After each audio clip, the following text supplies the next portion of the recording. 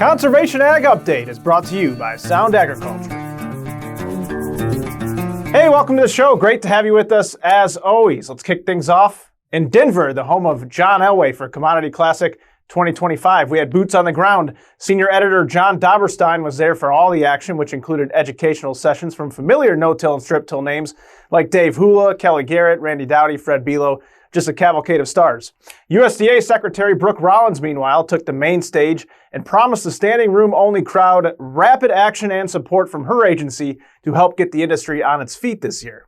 Today, I am proud to announce that the Economic Assistance Program will be called the Emergency Commodity Assistance Program, ECAP. You know, we love the acronyms in ag, don't we? And at USDA.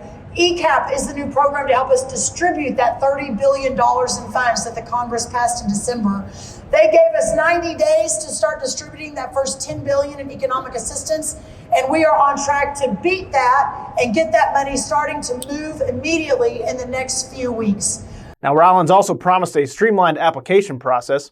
Head to no-tillfarmer.com for more information and coverage from Commodity Classic 2025. Turning our attention now to an interesting multi-year study. So South Dakota no-tiller Rick Bieber split one of his fields in half. One field got no fertility, and the other side got his best management practices. Well, yield went down 10 to 15% on the first 3 years on the side without inputs. But by year 4, yields were pretty much equal and even better by year 5. So Rick, how in the world did this happen? We see that it's balanced itself.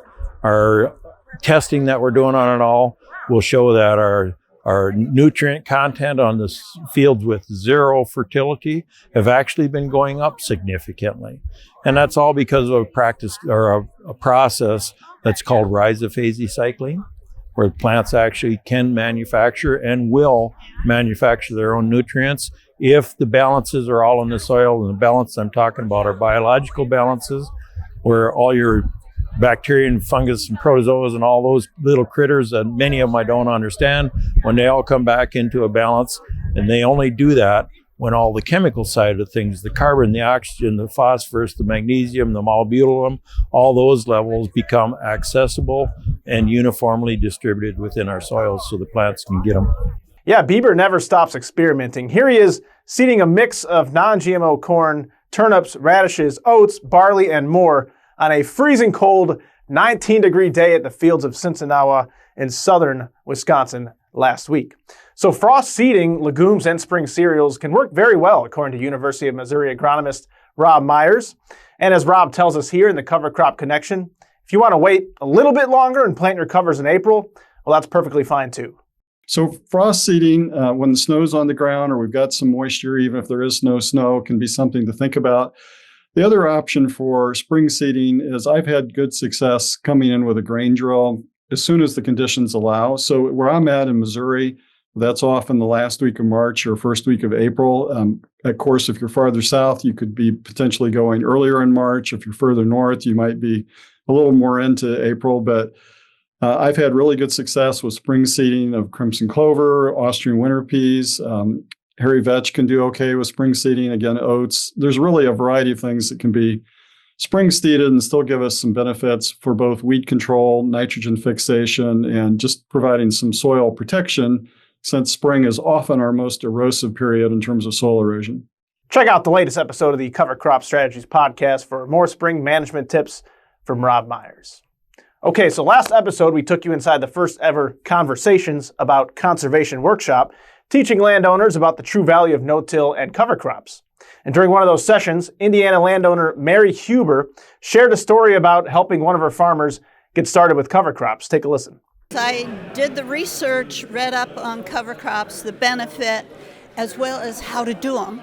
I talked to the soil and water conservation people to see what they had to say, plus I read about it and did research, and then I talked to my farmer about it and proposed to him that for the first couple years, I would take care of making all the arrangements and paying for it.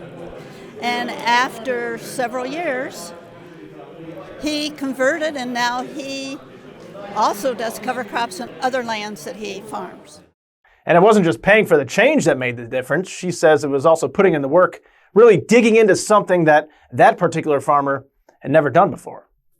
Let's check in with Ryan Shaw now for our video of the week. The Marlette, Michigan farmer explains how he's using cereal rye on all of his strip-till acres. This would be like one of our tram lines where our 120 and the other one would be over there.